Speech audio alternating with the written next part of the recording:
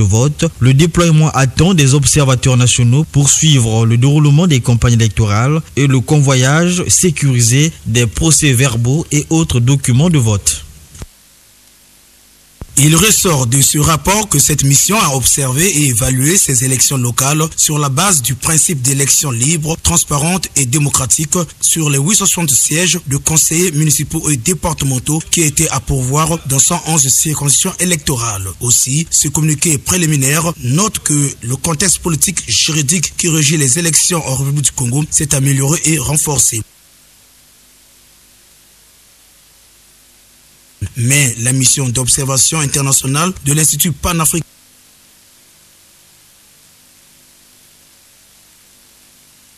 d'assistance électorale a relevé quelques défaillances d'ordre technique, comme l'affirme Soussou Baleda, porte-parole de la mission. Le scrutin a connu certaines difficultés techniques liées au plan lié au développement du matériel électoral, non seulement à l'intérieur du pays, mais aussi à Brazzaville. Cette difficulté technique a entraîné un retard non négligeable dans l'ouverture des bureaux de vote et le démarrage effectif du scrutin, mais n'a pas influé l'heure de fermeture. Nonobstant les insuffisances relevées sur ces élections locales de 2014 en République du Congo, ce rapport fait ressortir quelques points positifs qui sont: promptitude de réaction des organes en charge pour remédier aux difficultés qui se présentent, notamment la question du matériel électoral non disponible au nombre insuffisant. Professionnalisme des forces de sécurité dans la sécurisation de ces élections. Présence effective des représentants des partis ou des candidats indépendants dans les bureaux de vote. Soulignant que la mission lance un appel à tous les acteurs de la vie politique d'accepter le verdict des urnes librement exprimé par le peuple congolais en vue de consolider les vertus de la démocratie, de la paix et la stabilité dont le Congo a besoin. Voilà ces deux reportages. D'abord, le premier c'était avec les observateurs nationaux, le second, les observateurs internationaux, les deux. Le reportage nous en fait savoir qu'il y a eu, le vote s'est déroulé dans la paix, la tranquillité, mais on a constaté des défaillances surtout d'ordre technique. Jules Ondovo. Oui, ben c'est une élection. Le président de la République, il avait parlé lorsqu'il revenait des États-Unis que l'élection c'est toujours un défi. Et le problème n'est pas là. Hein. Le problème, tout le monde sait que les élections ont eu lieu dans la paix, dans la quiétude. Le problème, c'est que, nous l'avions dit, c'est de nous interroger sur l'abstention. Hein, parce que souvent, l'émission des observateurs, ça tourne en règle générale sur un satisfecit. Les élections se sont déroulées dans la paix, dans des très bonnes conditions, en dépit de quelques difficultés. C'est toujours le même discours. Le problème, c'est que nous, en tant que Congolais, nous devons nous interroger pourquoi les populations ne vont pas voter. Pourquoi les populations n'ont plus confiance en leurs élites. C'est un problème de gestion. Et quand vous regardez la manière dont la distribution, les cartes des électeurs, les populations, ceux qui ont voté, non, quasiment, la majorité des gens n'ont pas eu leur carte électeur. Tout le monde le sait. C'est bien carrément à la fin, en retard, où le président de la CONEL, il a déclaré que bon, les gens pouvaient voter avec leur carte, leur pièce d'identité si leur nom figurait sur la liste. Et je crois qu'il faudrait que l'on améliore le mode d'organisation des élections.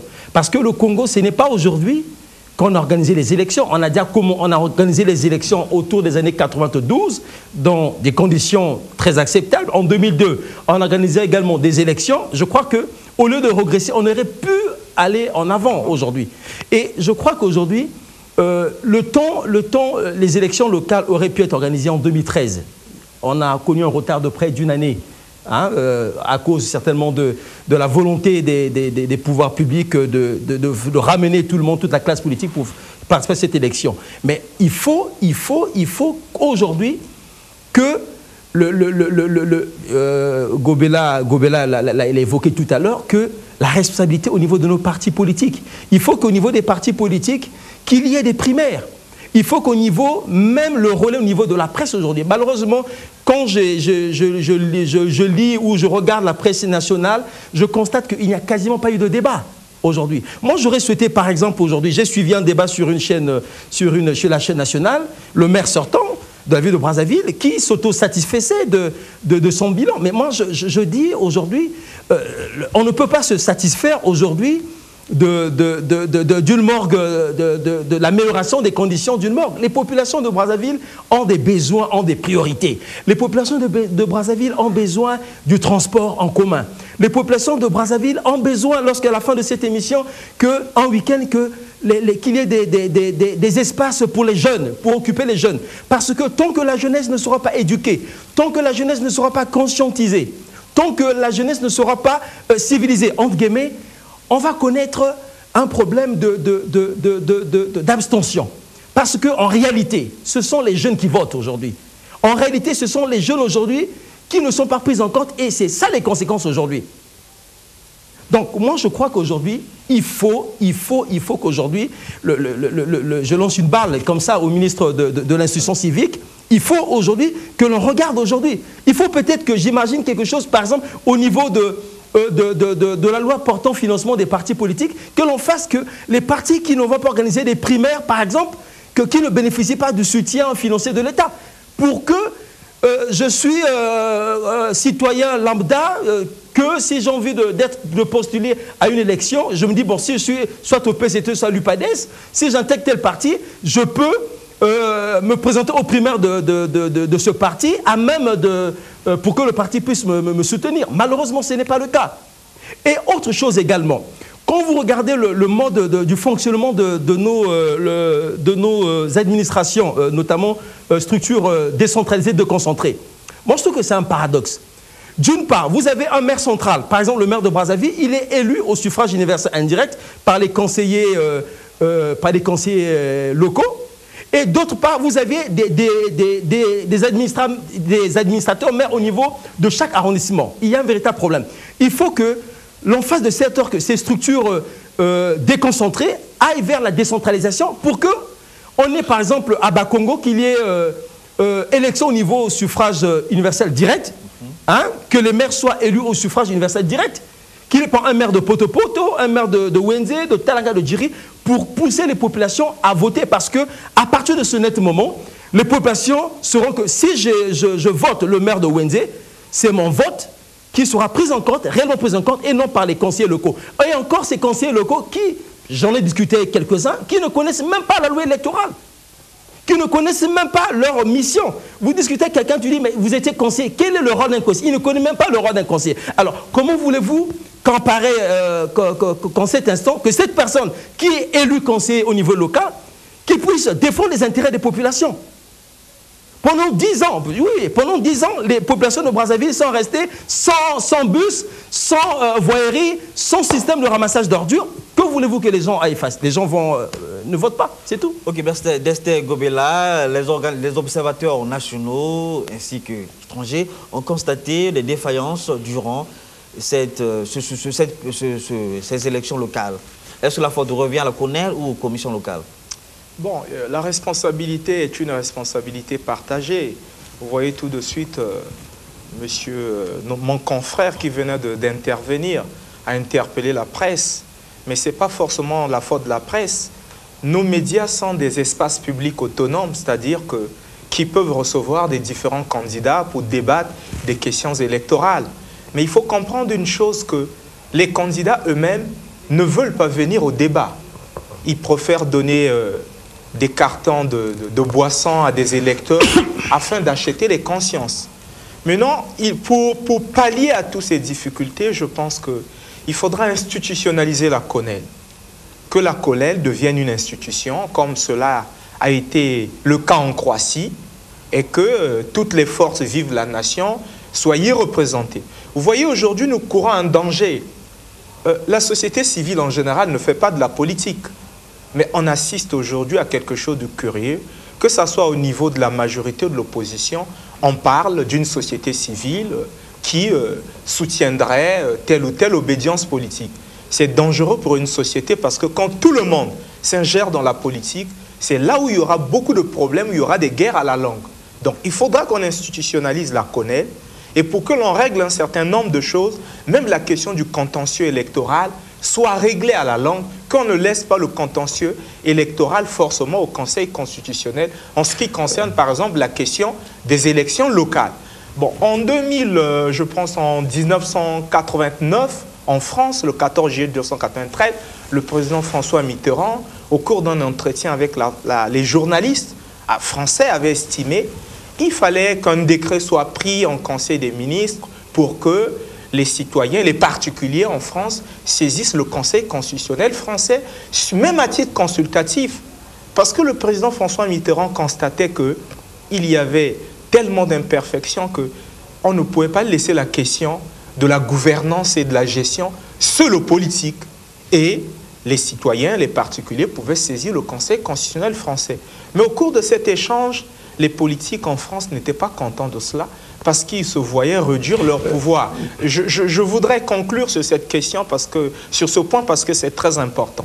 Alors vous voyez que tout ça, ça donnerait de l'élégance à notre démocratie. Vous voyez toute une élection locale où vous allez, peut-être en Bas-Congo, à Makelekele, je ne sais pas, où je n'ai pas été pour essayer de voir un peu l'atmosphère, le clivage politique. Mais à Wenze Mungali, il n'y a pas eu un véritable message. Hormis, je crois, j'ai vu une banderole au Yona qui a essayé d'écrire « Réfléchissons ensemble sur l'emploi des jeunes ». Ça m'a un peu tiqué. Mais c'est grave, parce que l'enracinement de la culture politique et démocratique part du débat, part des échanges. Mais si on doit s'attendre à ce que l'on se mette dans un coin avec un sac plein de billets de banque pour distribuer aux électeurs, mais ça c'est la véritable délinquance électorale. Où emmenons-nous le pays? Parce que les grands d'aujourd'hui sont les petits. Les grands d'aujourd'hui étaient les petits d'hier. Mais les petits d'aujourd'hui seront les grands de demain. Mais si on ne les encadre pas. Moi, je pense qu'il faudra que nous partons au ressuscissement. Nous disons un certain nombre de choses. Ce n'est pas pour faire mal à ceux qui gèrent ou pour faire mal à ceux qui sont à l'opposition, qui ont peut-être mal géré hier. Mais c'est pour que le Congo de demain soit un Congo beau, parce qu'il y a une chanson qui disait « Congo moke izali Congo monene ». Et dans le discours d'investiture du président Pascal Lissouba, il a repris cette expression. Vous voyez donc, nous avons tout à fait intérêt à accepter ce que les uns et les autres disent et que nous progressons, parce que c'est une culture que nous sommes en train d'injecter à ceux qui sont en train de nous voir comment nous intervenons dans les médias, de voir comment au sein des partis politiques que les choses vont être améliorées petit à petit. J'espère que les autres pays comme la RCA, qui viennent déjà faire école auprès de nous, demain ils se rendront compte, repartant au Congo, parce qu'il y a quelque chose... Non, Monsieur Gobela. Oui. Monsieur Gobela. Repartons au Congo, parce qu'il y a quelque chose d'important que nous devons tirer du Congo. Et cela est très fondamental. Nous sommes des journalistes, nous avons le droit et le devoir d'inspirer les gouvernants, d'inspirer la société congolaise. Merci d'Esther. Oui, Jules, vous voulez ajouter quelque chose? Non, moi je vais réagir. Quand vous parlez quel est le qui peut s'inspirer actuellement du Congo, notamment sur l'organisation des élections? Non. C'est son point de vue. Oui, c'est son point de vue. Non, je voulais dire quelque chose. Monsieur Gobela, si vous me permettez, avec beaucoup, je peux vous poser une question simple. Avec beaucoup d'égard et de la considération. Attendez, Gobela. Oui, c'est Jules. Je peux vous poser une question. Moi, je vous ai dit pourquoi je n'ai pas voté. Je dis, je n'ai pas voté pourquoi. Je dis, quel est le programme? Parce que nous avons constaté, la paix ne peut pas être un programme. La paix ne peut pas être un programme. Que voter pour moi parce qu'il y a la paix. Ça ne peut pas être un programme politique. Parce que tous aspirent à la paix. Je n'ai aucun homme politique sérieux au Congo ne peut dire que je ne peux pas être pour la paix. Parce que s'il y a la guerre, tout le monde sera affecté ou est affecté. Donc la paix ne peut pas être un programme. Quand je lis sur les banderoles, on parle de changement. De quel changement? De quel changement? Les populations ont besoin que leurs désidératas soient pris en compte. Monsieur Gobela, les populations ont besoin, il sait que j'habite à Mafuta, que quand je prends, qu'il y ait des services municipaux.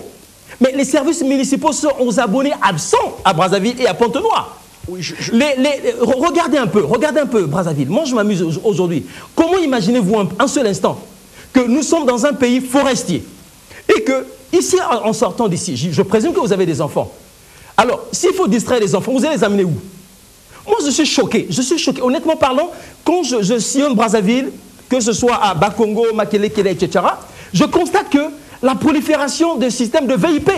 Mais où va notre jeunesse? Parce que lorsque la jeunesse n'est pas conscientisée, lorsque une jeunesse n'est pas moralisée, voilà les résultats.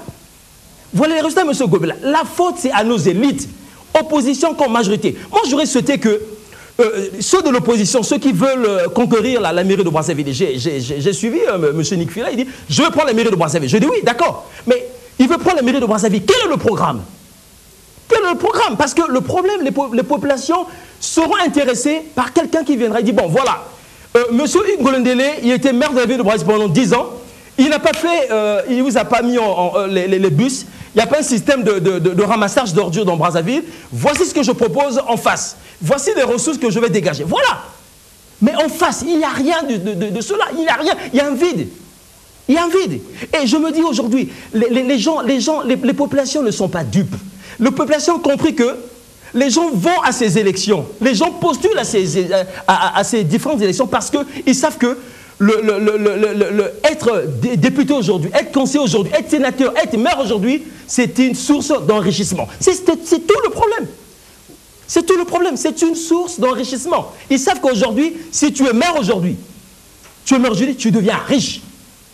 Pour preuve aujourd'hui, le président de la République a pris une mesure salvatrice aujourd'hui avec les communautés urbaines, les dotations de 20 millions de francs CFA. Allez dans les localités, vous allez voir ce qu'ils en font. Ce qu'ils en font aujourd'hui. Donc le problème c'est, j'accuse la classe politique, toute obédience confondue. Tout à l'heure vous avez parlé des primaires.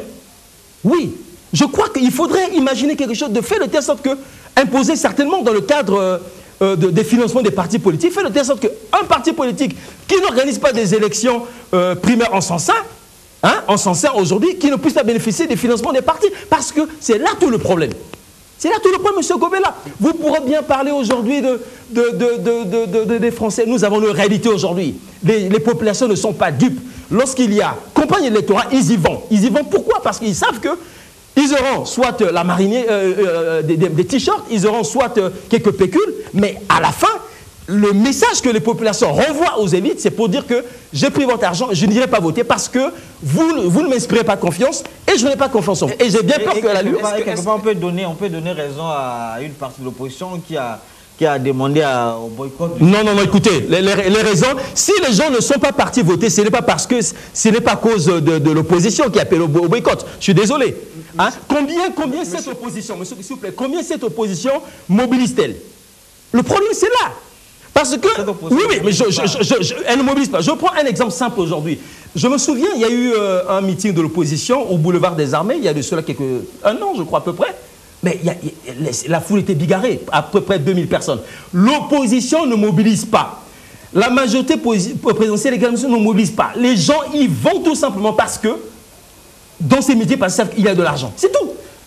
L'opposition ne mobilise pas. Quel est le discours? Nous voulons avoir une opposition qui... Le discours. Moi, je souhaiterais, M. Gobela, si moi j'étais candidat, je souhaiterais, je dis bon, un débat par exemple avec M. Hugues Ngolendele. Moi je souhaiterais que M. Nick Fila, par exemple, qui est candidat à la mairie de Brazzaville, face à Hugues Ngolendele, pour dire que voilà, M. Hugues Ngolendele, vous aimez gérer la mairie de Brazzaville, voici ce que je propose. Il n'y a rien de cela en face. Ok, oui, Dester Gobela, oui, rapidement, parce que nous allons aborder le deuxième thème, rapidement. Je vais continuer mon expertise politique en disant ceci. Si moi j'évoque l'idée de la saisie des partis, la saisie du Conseil constitutionnel. On n'est pas encore là. Non, laissez-moi construire mon raisonnement. Si j'évoque l'idée de la saisie la saisie du Conseil constitutionnel par les particuliers, justement, pour que l'on émette des idées. Parce que vous ne diriez pas à un politique, voilà, nous voulons créer telle loi, lorsqu'il trouvera que sur son chemin il y a des embûches, il n'acceptera pas cela. Même en ce qui concerne le débat démocratique dont vous êtes en train de décrier lors des élections. Mais c'est nous les particuliers. Si l'instance suprême pouvait prendre un décret pour que nous saisissions le Conseil constitutionnel. Mais nous irons à titre consultatif. Mais justement, c'est à titre consultatif que nous allons faire toutes ces propositions. Vous voyez, nous n'allons pas ramener le débat au niveau des t-shirts. Quand le Conseil constitutionnel sera saisi par les particuliers, et c'est en ce moment que petit à petit, les choses vont changer. Ils comprendront que les particuliers ne sont pas forcément des politiques, mais ils émettent des avis. Ce sont des avis qui vont peut-être changer la donne du pays. Je vais illustrer cela par un autre exemple. En France, sous la présidence de Valéry Giscard d'Estaing, la presse n'était pas presque libéralisée. Alors, le président François Mitterrand, avec les 14 ans qu'il a fait à l'opposition, puisque j'ai lu ça dans un livre intitulé « François Mitterrand et les services de renseignement » que j'ai acheté à la Poste, que j'ai revendu après ma lecture. Alors, François Mitterrand avait constaté qu'il y avait beaucoup de malveillance qui se passait au niveau du pouvoir de l'époque du président Valéry Giscard d'Estaing, que les teneurs du pouvoir ne révélaient pas eux-mêmes. Et que les services de renseignement, dans leur travail, se plaignaient parfois auprès de l'opposition de l'époque. Mais vous qui êtes des politiques, abordez telle question dans tel sens. Vous savez que les avocats, ils sont comme des journalistes. C'est des gens qui aiment beaucoup écouter, ils sont inspirés lorsqu'ils écoutent ceux qui sont en face d'eux. Le président François Mitterrand se rend compte qu'il y avait beaucoup de malveillance qui Monsieur Gobela. Non, laissez-moi conclure. C'est très important. Non, laissez-moi conclure, c'est très important. Et le président François Mitterrand a bâti sa stratégie pour battre le président Valéry Giscard d'Estaing, justement en fonction de ces malveillances. Quand il est élu président de la République en France en 1981, la première des choses, c'était d'abord la libéralisation de la presse. Merci Gobela. Merci Gobela. Voilà, nous allons passer donc à notre deuxième sujet. Il s'agit de la rentrée scolaire 2014-2015. C'était donc le premier mercredi, 1er octobre 2014. Pour se rendre compte de l'effectivité de cette rentrée des classes, le ministre de l'enseignement primaire, secondaire et de l'alphabétisation, Elo Mathieu-Mampouya, a effectué une ronde dans quelques établissements de la place pour se faire une idée. Donc nous allons suivre ce reportage et on se retrouve juste après. Le lycée Pierre Savorgnan de Brazza a constitué la première étape de la ronde que le ministre de l'enseignement primaire, secondaire et de l'alphabétisation a effectué ce mercredi 1er octobre dans quelques établissements scolaires de Brazzaville. Ici, en bon père et pédagogue,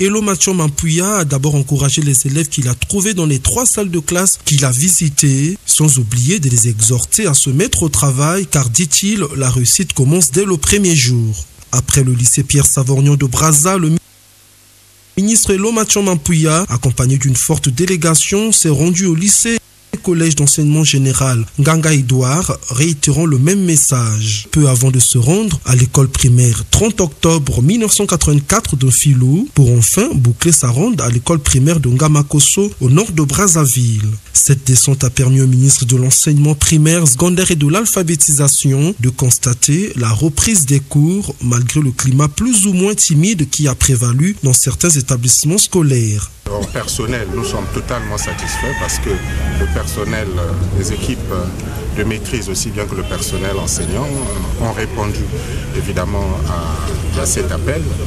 Quant aux élèves, il y en a dans certains établissements qui sont venus très nombreux et dans d'autres, comme vous pouvez le constater, ça paraît plus ou moins timide. Mais bon, ce n'est pas étonnant. Étant entendu que le premier jour de la rentrée, généralement, beaucoup hésitent, d'autres ne sont pas totalement prêts, mais à partir du second jour, ça répand, au 3e, 4e, 5e, ça redémarre effectivement. Je lance donc l'appel aux parents d'élèves, aux élèves, pour qu'ils comprennent que les choses ont repris, les cours ont redémarré, et bien entendu que les enfants qui veulent avoir les meilleurs résultats sont tenus évidemment d'être à l'école dès le premier jour. Somme toute faite, la rentrée scolaire 2014-2015 au plan administratif a été effective car tout le personnel administratif a répondu présent, y compris le personnel enseignant. Reste seulement aux élèves de comprendre que le temps des grasses matinées est fini. L'heure est à présent à renouer avec le chemin de l'école. Voilà, ce reportage a presque tout dit. Le premier jour de la rentrée des classes, la timidité a été constatée dans différents établissements de la place. Jules Ondongo. Oui, mais les rentrées, c'est tous les ans. En règle générale, les élèves, ils aiment bien aller au cours, reprendre des cours après 2 semaines. Le problème de la rentrée scolaire, ça se situe au niveau de la condition de l'enseignant. Hein, est-ce que les enseignants aujourd'hui jouissent pleinement des meilleures conditions de travail? Et en dehors de cela également, la qualité de l'enseignement aujourd'hui. Parce que j'ai l'impression que le Congo était autour des années 80 l'un des premiers pays en Afrique subsaharienne, hein, notamment dans le cadre de l'alphabétisation, de la scolarisation de ces enfants, avec des programmes assez importants. Mais je constate que depuis plus d'une décennie, nous régressons. Hein, malgré, quand vous regardez le taux d'admission au niveau des examens d'État, ça aussi autour de 30%, ce qui est très faible. Mais cela est dû à la qualité des programmes aujourd'hui. Quand vous regardez, je parlais lors d'une émission, je disais, quand vous regardez la migration des enseignants vers d'autres administrations financièrement juteuses. Hein, je crois que il y a également des problèmes au niveau de la discipline à l'école. Parce que je crois que avec l'arrivée des écoles privées, on pensait que on devait avoir de l'enseignement de qualité. Malheureusement, les écoles privées, elles sont ce qu'elles sont. Vous regardez les conditions de ces écoles. Je ne sais pas qui leur donne des autorisations pour ouvrir ces écoles. Souvent, il n'y a pas de cours. Souvent, les classes ne sont pas aérées. Souvent, ceux qui sont à même d'enseigner n'ont pas le profil requis. Et ensuite de cela, vous allez constater qu'il y a des problèmes de discipline à l'école. Moi, j'ai fait quasiment tout mon cycle à l'enseignement public. Mais je crois qu'il y avait une certaine discipline. Il faut que les autorités au niveau de l'enseignement réfléchissent, peut-être que lors de la rentrée scolaire prochaine, par exemple, faire de telle sorte que l'on revienne au port obligatoire des tenues, même au niveau des écoles privées. Parce qu'on a constaté aujourd'hui, les enfants, ils sont en civil, les enfants au niveau même de la chevelure. Parce que, moi je me rappelle à l'époque, les filles, lorsqu'elles venaient partaient à l'école, obligation était faite qu'elles aient 6 tresses. C'était bien, pourquoi? Parce que ça permettait aux enfants de se mettre sur le même pied d'égalité. Il n'y avait pas d'enfants de riches, pas d'enfants de pauvres, et ça permettait aux enfants d'être concentrés sur l'essentiel. Or, aujourd'hui, on constate aujourd'hui, il n'y a pas de discipline au niveau des écoles. Les enfants vont avec des tresses, avec des perruques. Je crois que les enseignements ne sont pas adaptés.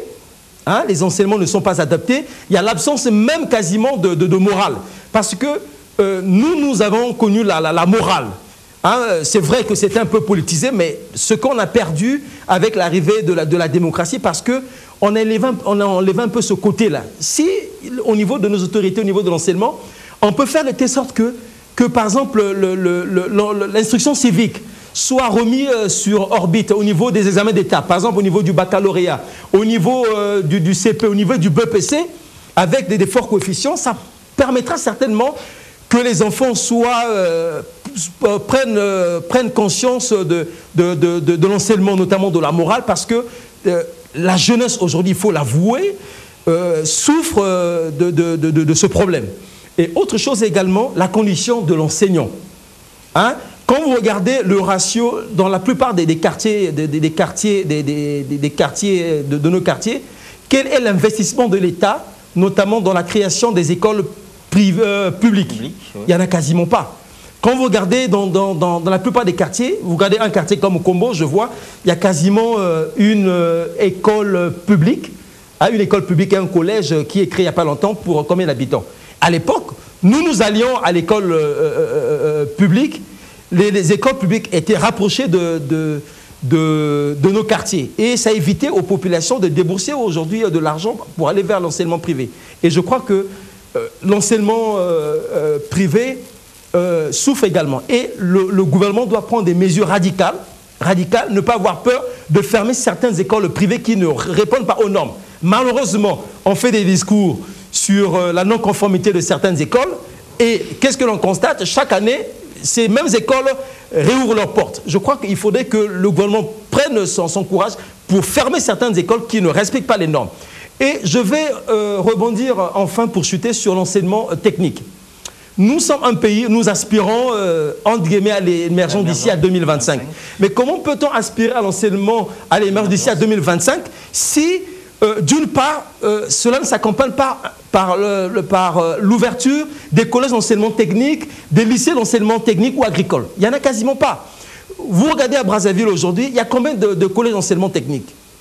Il y a combien d'enseignement technique? Il faut que le gouvernement investisse, augmente certainement le budget de l'enseignement technique pour faire de telle sorte que, au lieu que l'on mette l'accent plus sur l'enseignement général, que l'accent soit mis sur l'enseignement technique pour qu'un enfant, même avec son CAP, son CAP, son CEP professionnel, qui soit à même de travailler soit dans les métiers de la menuiserie, de la maçonnerie, et que nous avons un boom de l'immobilier aujourd'hui, que le marché de l'emploi puisse s'ouvrir. Voilà. Alors, Destin Gobela, la rentrée des classes, le premier jour, la timidité, on a constaté la timidité dans la quasi-totalité des écoles visitées par le ministre Lomathiol Mampouya. Oui, moi je vais situer ce débat dans l'espace et dans le temps.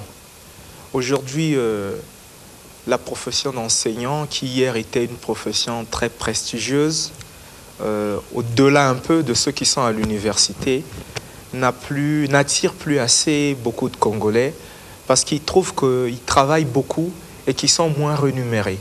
Alors moi, je suppose qu'il faut qu'ils bénéficient d'un statut particulier pour qu'ils aiment leur métier. Vous voyez, aujourd'hui, la quasi-totalité des bons enseignants sont allés vers d'autres secteurs d'activité. Alors cela fait que le pays prend un coup et j'espère qu'il faut une grande réflexion nationale. Et puis, il faut qu'au niveau de la structure qui gère les questions de réflexion dans le cadre de l'enseignement, qu'il faut donner aux enseignants congolais la possibilité d'aller découvrir comment ça se passe chez les autres. Par exemple, je prends un exemple. En 2012, il y a eu la conférence mondiale des professeurs de français.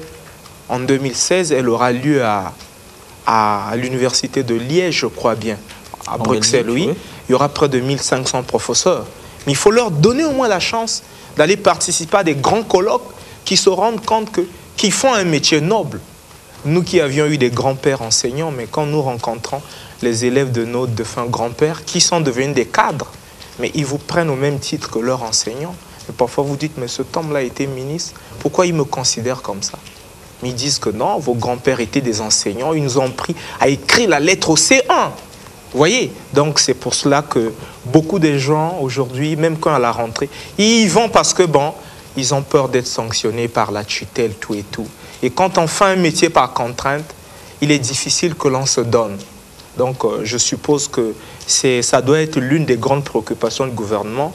Et puis ensuite, il y a une question très importante qui a été évoquée tout à l'heure sur l'enseignement technique et professionnel. Alors la fois dernière, lorsque nous étions aux affaires étrangères, on avait projeté les études de faisabilité des zones économiques. Des zones économiques à une occasion où il y avait une communication de l'agence, la promotion des investissements. Donc le ministre Alain Akwala avait fait une communication sur le chemin de faisabilité des zones économiques et spéciales. Et quand j'ai vu tout ce qui a été présenté, je dis, nous ne pouvions plus continuer à organiser un concours de l'ISG où à la rentrée, nous avons 45 étudiants. Il y aura tellement d'offres d'emploi si ce projet peut être réalisé. Cela nécessitera qu'il y ait une véritable diversification de la formation dans le domaine de l'enseignement technique et professionnel. Donc c'est pour cela qu'il faut falloir que les gens s'asseyent pour réfléchir. Parce que nous aurons beaucoup de sociétés qui vont s'installer, mais nous aurons un problème de cadre. Or que les étrangers viendront travailler chez nous. On n'est pas jaloux qu'ils viennent travailler chez nous, mais nous devons maintenant avoir un contrôle, faire comme dans d'autres pays, comme en Luxembourg. Quand vous voulez venir, il y a des annonces qui sont sur le site. Vous prenez le formulaire, on vous contrôle. Si vous venez travailler, on vous souscrit un contrat et à la fin du contrat, vous pouvez repartir chez vous. Et comme ça, tout cela, ça crée la quiétude de sécurité. Parce que vous savez que, je vais conclure, c'est très important, parce que vous savez que quand vous êtes un pays qui veut aller au développement et que les étrangers rentrent comme ils le veulent, ils n'ont pas de papier, déjà dans le domaine de ceux qui ont fait l'urbanisme, ceux qui rentrent chez vous sans papier, il ne peut pas être honnête et il sera conduit à des mauvais sentiers. Donc, il sera dans tout ce tout ce qui peut causer de troubles à l'ordre public. Donc ça, c'est des vraies questions qui s'opposent à notre société. Il ne faut pas que les gens disent « Oh, ceux-là, ils sont des bébés, ils parlent ». Mais c'est des questions très fondamentales de notre société. Pour conclure, vous voyez qu'avec Ebola, aucun pays africain, surtout dans l'Afrique de l'Ouest ou l'Afrique centrale, pourra dire qu'il pourra réaliser son projet d'émergence à l'année arrêtée. Vous voyez, donc avec le développement que le Congo voudrait obtenir, toutes ces populations des pays africains là vont se déferler chez nous. Et le développement mène aussi à la longue des guerres. Donc nous devons tirer les conséquences de tout cela. Oui, il va conclure. Je pense que je vais conclure. Voilà, merci Dester Gobela. Gilles Ondongo. Oui, je voudrais compléter que le président avait parlé de... On a créé deux écoles d'élite, notamment à Dolisie, à Bunda, oui. les lycées d'excellence, et un sera construit, va ouvrir les portes, je crois que si c'est peut-être cette année ou quoi, les lycées d'excellence. Mais je crois que cet effort, il faudrait que ce soit un peu généralisé. Parce que si on crée juste 2 lycées d'enseignement d'excellence aujourd'hui, que fait-on des autres? Il faut qu'au niveau de l'État, que l'on puisse repenser. Moi, j'étais à l'époque à l'internat. Il faut que dans des zones reculées, pour aider les enfants qui sont démunis, pour que ces enfants qui aient à l'école, il faut que l'État recrée ou repense la politique des internats, d'ouverture des internats. Il faut que l'État également fasse de telle sorte que, parce qu'on ne peut pas aller à l'émergence si cela ne s'accompagne pas d'un enseignement technique et professionnel. L'enseignement général, ce ne sont pas des cadres tout faits, mais il faut mettre un accent sur l'enseignement technique. Nous avons la chance aujourd'hui au Congo de bénéficier des programmes de municipalisation accélérés ici et là. Mais quand je constate sur ces différents chantiers, moi j'aurais souhaité par exemple que le ministère de l'aménagement du territoire